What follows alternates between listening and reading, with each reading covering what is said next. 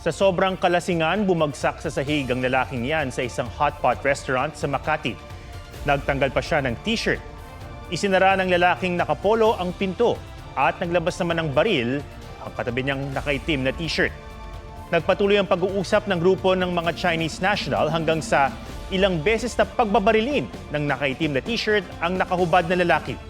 Sa isa pang kuha ng CCTV, makikita ang pagalis ng itim na sasakyang ginamit umano ng suspect. Ayon sa Makati Police, posibleng away sa negosyo o love triangle ang motibo sa pamamaril. Patuloy na tinutugis ang suspect.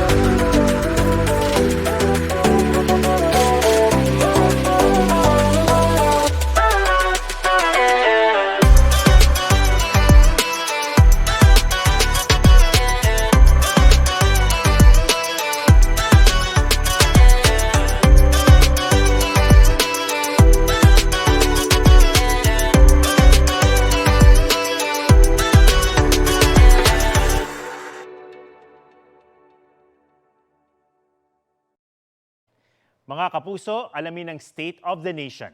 Mag-subscribe sa GMA Integrated News sa YouTube.